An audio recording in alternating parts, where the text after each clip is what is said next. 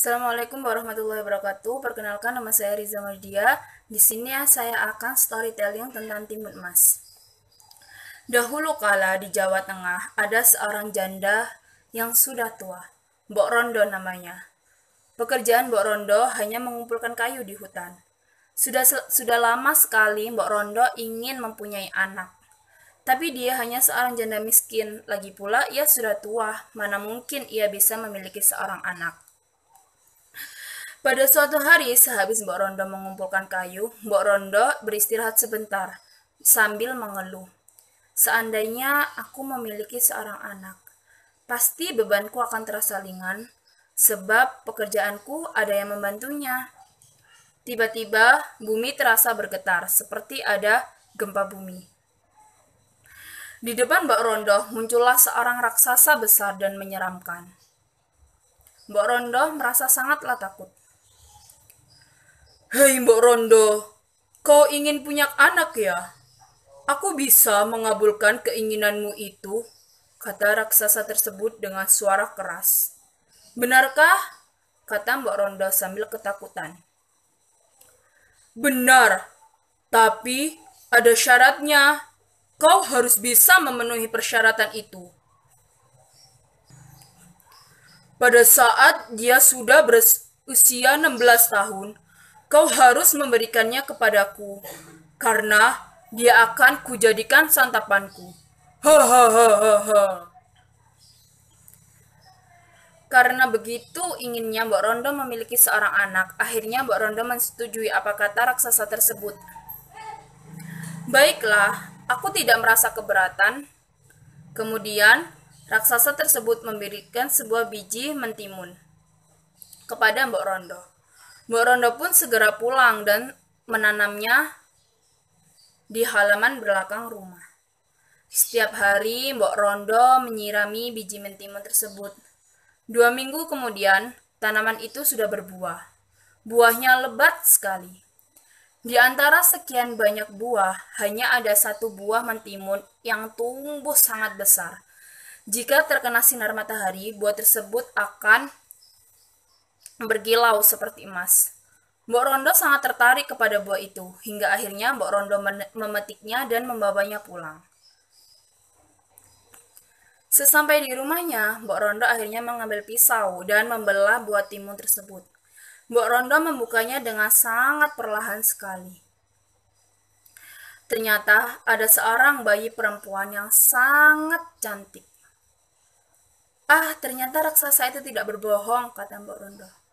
Sekarang aku punya anak perempuan, cantik sekali, dan akan kuberi dia nama Timun Mas. Hari, bulan, tahun pun berganti. Timun Mas tumbuh menjadi seorang gadis yang sangat cantik jelita. Mbok Rondo sangat menyayangi Timun Mas. Pagi itu sangat cerah. Mbok Rondo dan Timun Mas bersiap pergi ke hutan untuk mencari kayu. Tiba-tiba, boom, boom, boom, bumi bergetar. Lalu disusul suara tawa menggelegar. Hahaha, hai Mbok Rondo, keluarlah. Aku datang untuk menagih janji. Gemetar tubuh Mbok Rondo. Cepat-cepat ia memeluk Timun Mas, lalu membisikinya agar Timun Mas bersembunyi di bawah kolong tempat tidur. Lalu Mbok Rondo keluar untuk menemui raksasa itu.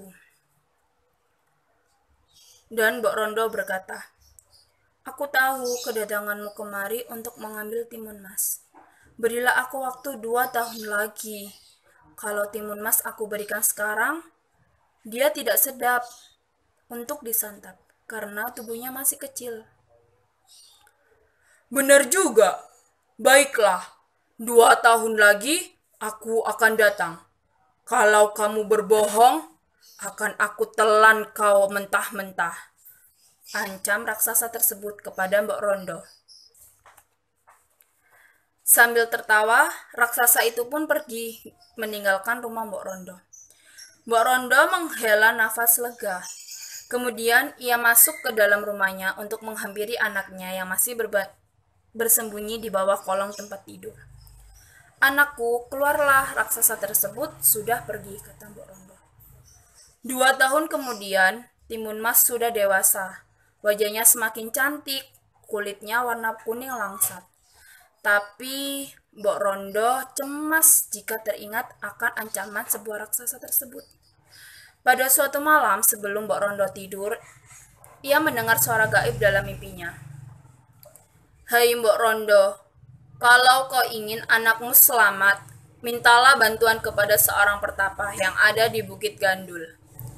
Esok harinya, Mbok Rondo pergi ke Bukit Gandul. Di sana ia menemui seorang pertapa. Pertapa itu memberikan 4 bingkisan kepada Mbok Rondo. Isinya yaitu biji mentimun, jarum, garam, dan terasi. Mbok Rondo menerimanya dengan rasa sangat heran. Sang pertapa menerangkan khasiat-khasiat yang ada pada bungkusan tersebut. Sesampai di rumah, ia menceritakan hal tersebut kepada Timun Mas. Anakku, mulai saat ini kamu jangan cemas. Kamu tidak perlu takut kepada raksasa itu, sebab kamu sudah memiliki penangkalnya. Berdoalah saja kepada Tuhan, supaya Tuhan menyelamatkanmu dari raksasa tersebut. Terima kasih, Mbok, kata Timun Mas. Demikian hari pun berganti. Hingga pada suatu ketika, Mbok Rondo sedang menjahit baju untuk Timun Mas. Tiba-tiba berguncang. Pertanda raksasa tersebut datang. Raksasa itu raksasa itu datang lagi rupanya. Gumam Mbok Rondo. Benar saja, tak lama kemudian raksasa itu sudah berada di depan Mbok Rondo. Ho ho ho, mana Timun Mas? Ayo cepat berikan dia kepadaku. Aku sudah sangat lapar, kata raksasa dengan suara menggelegar. Mbok Rondo keluar dengan tubuh gemetar. Ia segera masuk ke dalam rumah. Diambilnya bungkusan pemberian sang pertapa. Kemudian ia berikan kepada Timun Mas. Anakku, bawalah bekal ini. Pergilah lewat pintu belakang sebelum raksasa itu menangkapmu. Baiklah, Mbok. Ingat anakku, jangan sampai lupa pesan pertapa. Kau masih ingat bukan? Ingat, Mbok. Baik, sekarang cepat pergi. Tidak beberapa lama kemudian, raksasa sudah memanggil Mbok Rondo. Mbok Rondo, mana Timun Mas? Suara raksasa itu terdengar tidak sabar. Maafkan aku, raksasa. Apa? Ada apa? Timun Mas ternyata sudah pergi. Apa kau bilang? Geram raksasa itu.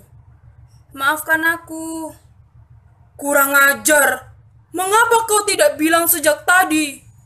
Dengan marah raksasa itu segera mengedarkan pandangan ke sekeliling. Lamat-lamat dari kejauhan ia melihat seorang gadis berlari menuju padang rumput. Hehehe, mau kemana kau gadis kecil? Dengan modal tubuhnya yang sangat besar dan kesaktiannya, raksasa itu segera melangkahkan kakinya. Ia tidak perlu berlari kencang, namun langkah-langkah yang lebar bagaikan gerak kaki kuda yang berlari cepat. Timun Mas yang berada di kejauhan dalam tempo singkat sudah hampir disusulnya. Walau lari ke ujung, pasti dapat mengejarmu. Karena terus berlari, Timun Mas mulai kelelahan. Dalam keadaan terdesak, Timun Mas teringat akan bungkusan pemberian sang pertapa. Ia mengambil segenggam biji Timun Mas dalam bungkusan. Cepat ia taburkan biji mentimun di sekitarnya. Sungguh ajaib, mentimun itu langsung tumbuh sangat lebat. Buahnya besar. Raksasa itu berhenti ketika melihat buah mentimun terhampar di hadapannya. Hahaha, buah mentimun ini akan dapat menambah tenagaku, kata raksasa. Sejenak, ia menatap Timun Mas yang terus berlari kencang menjauhinya. Hehehe, tidak mengapa bocah manis, larilah sekuat tenagamu. Toh, aku akan dapat menyusulmu. Ho. Lalu ia mencabuti timun-timun sekalian dengan daunnya yang masih muda. Dengan rakus, ia segera melahap buah yang ada hingga tidak ada satupun yang tersisa. Setelah kenyang, raksasa itu sejenak beristirahat. Ia tidak begitu khawatir melihat timun mas yang berlari secepat sekencang-kencangnya, secepat-cepatnya gadis itu berlari. Ia akan dengan mudah untuk menghampiri timun mas. Hehehe, sekarang tenagaku bertambah kuat. Aku pasti dapat menangkap timun mas. Benar saja, setelah cukup beristirahat, ia kembali mengejar timun mas. Hanya dalam beberapa gerakan kaki saja ia sudah dapat menyusul timun mas. Timun mas ketakutan, lalu ia mengambil jarum dari kayu bambu yang dipotong kecil-kecil. Di saat yang kritis, timun mas menaburkan jarum ke tanah. Sungguh ajaib. Jarum-jarum tersebut berubah menjadi hutan bambu yang sangat lebat. Raksasa itu berusaha untuk menembusnya. Namun tubuh dan kakinya terasa sakit karena tertusuk bambu yang sangat tajam. Ia pantang menyerah. Ia berhasil melewati hutan bambu itu. Ia terus mengejar timun mas. Hei timun mas, jangan harap kamu bisa lolos, seru si raksasa sambil membungkuk untuk menangkap timun mas. Dengan sigap, timun mas melompat ke samping dan berkelit menghindar.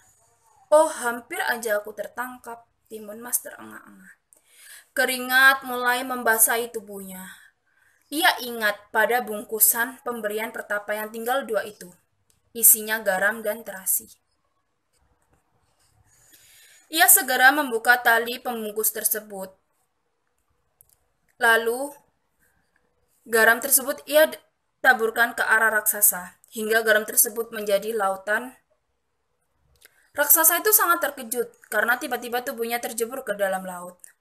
Tapi berkat kesaktiannya, ia berhasil berenang ke tepi, dan ia kembali mengejar timun mas. Merasa dipermainkan, kemarahannya raksasa itu semakin memuncak. Bocah kurang ajar, kalau tertangkap, kau akan kutelan mentah-mentah. Timun mas semakin khawatir karena raksasa itu berhasil melewati lautan yang sangat luas itu. Akan tetapi, ia tidak putus asa. Ia terus berlari meskipun sudah kelelahan. Raksasa itu pun terus mengejar. Timun mas melemparkan bungkusan yang terakhir, terasi.